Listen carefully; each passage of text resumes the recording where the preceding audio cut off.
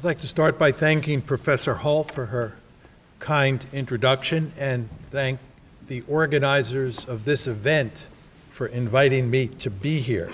It's a great pleasure and an honor to be back here at Cornell. I was a graduate student here from 1975 to 1980. I learned an enormous amount, and much of my success in life is due to the education that I received here, and for that I am forever grateful. It's also an honor to be here to celebrate the 25th anniversary of Frank's famous piece, The End of History. I was actually at the University of Chicago in the winter of 1989 when Frank first gave the talk that became this article in the National Interest. I went to the talk in Social Science 122, and then Alan Bloom invited me to the dinner at the Quadrangle Club afterwards, and I remember it very well. I thought at the time, and I thought even more so with the passage of time, that it was a truly important article, hugely influential, and I think it was one of the two most important articles that were written at the end of the Cold War, the other being Charles Krauthammer's famous piece talking about the unipolar moment. But I think Frank's piece was much more important. And I teach it now, and I will continue to teach it in the future because I think it's so important. Nevertheless, I think it's fundamentally flawed. I know Frank is shocked to hear this. And I'm going to mainly focus on my disagreements with the piece.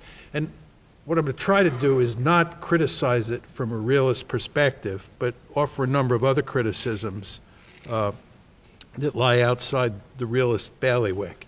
And the way I'd like to proceed is I'd like to talk about what I think was said in the article in 1989, and then talk about what we're talking about 25 years later in 2014.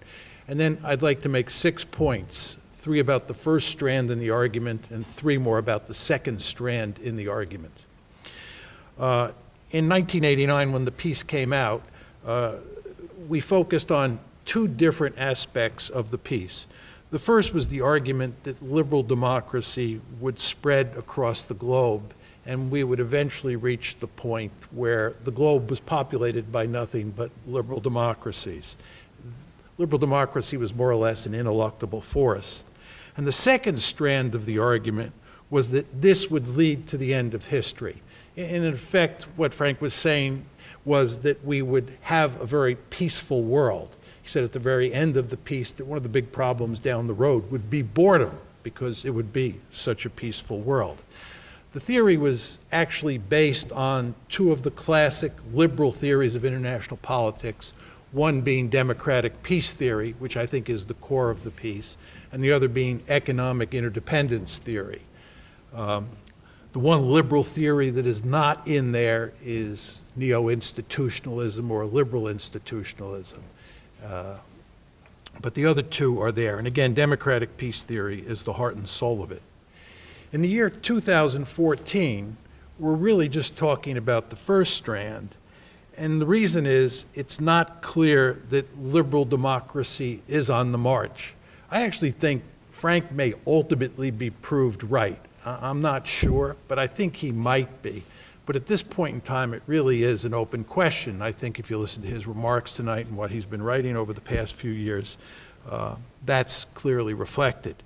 As a result of that, we don't talk about the second strand anymore, because if you're not sure that you're going to get a planet that's populated with liberal democracies, then the end of history argument is really not relevant. But I want to talk about that second strand as well as the first strand tonight, and I want to make 3 points about each. With regard to the first strand, Frank has made a good number of arguments tonight and in his recent writings about the problems that surround democracies and why we don't seem to be in the year 2014 where he thought we would be. in 1989. And many other people thought the same thing, of course. But he lays out many of the problems or the difficulties associated with the march of democracy. But I'd like to add three more that I don't think he's talked about. First of all, you talk about the spread of democracy, but it's not just democracy that you have to spread, it's also liberalism that you have to spread. Because the argument, if you look carefully at the original piece, is all about the spread of liberal democracy. And there are whole sections where he talks exclusively about liberalism, quite appropriately. But spreading democracy and spreading liberalism are not the same thing. And when you were talking about spreading democracy in Iraq and Afghanistan, you said the problem is that we also haven't built up enough state capacity so that these states are highly efficient. Of course, that's true. But it's very important to understand that we did not create liberal democracies in Afghanistan and in Iraq. So we're talking here, to make his argument work, about spreading liberal democracy. And I would argue, and I can't get into it here, that spreading liberalism is a really difficult task, more difficult than spreading democracy. Second criticism I would offer has to do with how you talk about attractive alternative models. In the piece, the original piece, he very neatly posits liberalism versus communism and fascism. And that was a very important trichotomy at the time. Certainly if you go back into the 1930s, it was very important. And liberalism up against those two ideologies did look like it was going to dominate over time. But now we don't talk so much about that trichotomy, and when you listen to Frank talks, he talks about alternative models. He talks about the Chinese model, the Islamic model, and the Russian model, and he says none of these are attractive. I think that's true, but I would approach it in a very different way. I would talk about the generic concept of authoritarian regimes. I mean, the alternative to democracy is an authoritarian regime. When you talk about democracy, you talk about democracies as a generic concept. You don't talk about the American model or the British model. And the fact is, if you look at the literature on authoritarian regimes, what you see is that they come in many flavors, and some of them are actually reasonably attractive. Authoritarianism is not such a bad thing to good numbers of countries on the planet. And Frank, in his written work, and even up here, has contrasted China and India. And if you look at which is functioning more efficiently, and you take into account that India is a democracy and China is an autocracy, that autocracy sure looks a lot better than that democracy. Now, I want to be clear here. I'm very happy I live in a liberal democracy. I do not want to live in an authoritarian state. One of the reasons I don't like fighting wars all over the planet and creating a national security state is because I think it threatens liberalism at home. I want to be very clear on that. So I'm not making the case that I like authoritarian states. But the fact is, sometimes people do like authoritarian states. And if you look at the China-India case, you can see why. This gets to my third point, and that is that Frank emphasizes that authoritarian states have certain advantages, and then he talks about the disadvantages. But when you talk about those advantages, I think it's also important to emphasize that democracies have sometimes significant disadvantages. You hinted at that, but I would develop that point more.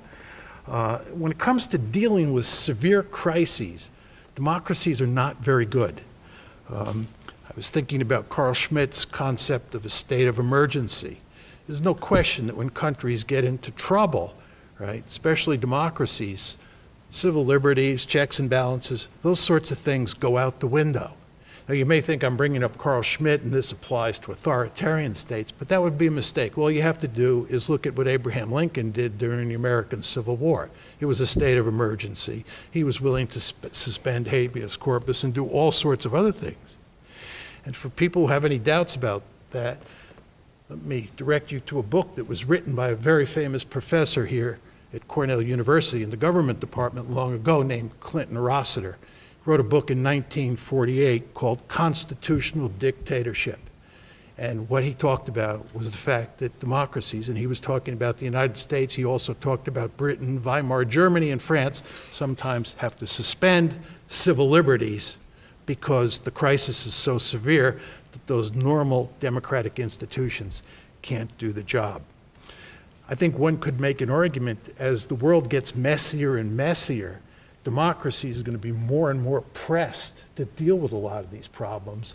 And what you're likely to see is more cases of states of emergency in democracies in the future. But the point I'm making here is that democracies are not always that attractive for dealing with crises. And the previous point that I made to you is you don't want to understand how attractive authoritarian states sometimes are. And given those two factors, it's not surprising that over the past 25 years, we have not seen this ineluctable drive towards democratization. Let me switch gears now and make 3 quick points about the second strand of Frank's argument in The End of History. And this is the international relations strand that said that once democratization took place, we would end up in a world that was very peaceful. First of all, for that to work, you need almost every state in the system to be democratic. Because if you have a handful of democratic versus non-democratic dyads, as we say in international relations speak, then you're going to have trouble, because the basic logic of the argument doesn't apply when you have democracies versus non-democracies. The argument works when it's democracies or liberal democracies versus liberal democracies. I think if you look at what's happened over the past 25 years, it's a tall order to expect that this planet is going to be almost exclusively dominated by liberal democracies, or even largely dominated by liberal democracies. Now, one might counter that this is not a big problem, right? Because even when you have dyads that involve democracies versus non-democracies, you won't have a whole heck of a lot of war, because democracies are actually quite peace-like. This gets to my second point. Liberal democracies are very often warlike. Just look at the United States of America, the paradigmatic liberal democracy. We have been at war for 2 out of every 3 years since the Cold War ended. We have just now started our 7th war. I think it's fair to say that the United States is addicted to war. We love war, and we are a liberal democracy. And by the way, do you know what country has gone off on every one of these escapades with us? Great Britain, that other great liberal democracy. So if you're in a world where you have non-democracies, and a reasonable number of them, and the United States and Britain and other liberal democracies are roaming around the earth, I think you're going to get quite a few wars. And I'm actually, as a realist, in the very unusual position that I find myself opposed to almost every one of these wars we fight, and it's all my liberal friends. And this does not include Frank, who, by the way, Frank was opposed to the Iraq War. I just want to set the record straight on that. He opposed the Iraq War, much to his credit. But most of my liberal friends have never seen a war they didn't like. It's the realists who oppose all these wars. So anyway, the point I'm making is if you don't get a planet filled with liberal democracies, you're going to have a lot of trouble.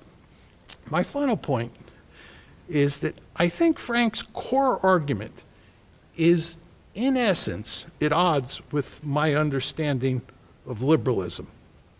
It's not ultimately a liberal argument in a critically important way.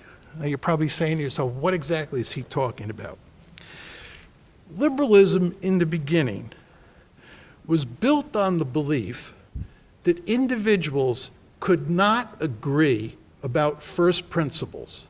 They could not agree about the good life. And it was really a limits of reason argument. Liberalism is based on the assumption that human beings, using their critical faculties, cannot agree on first principles. And if you think about it, it really got going when Catholics and Protestants were killing each other in large numbers in England? How do you use your critical faculties to determine whether Catholicism is the correct religion, or Protestantism is the correct religion, or being an atheist is the correct way to go? How do you use your critical faculties to determine whether abortion is right or wrong? I know remarkably smart people on both sides of that debate. And liberalism was predicated on the assumption that people can't agree about these really important issues. And therefore, what you need is a powerful state to serve as a night watchman and an arbiter to keep these people from killing each other, but also to create this civil society in which they had the space to practice their own beliefs. So if I'm a Catholic and I want to go to Catholic church, and he's a Protestant and he wants to go to a Protestant church, he can do it. We can all lead our own life as we see fit. Now, if you look at Frank's argument in The End of History, there are no disagreements of any consequence. It's a remarkably harmonious world. That's why boredom is going to be the biggest problem. According to liberalism, as I understand it, Frank, you need a world state to serve as a night watchman or an ultimate arbiter, because people cannot use their critical faculties to reach agreement on lots of big issues that they care about. But in your story, by definition, they have to be able to reach agreement because they're liberal democracies.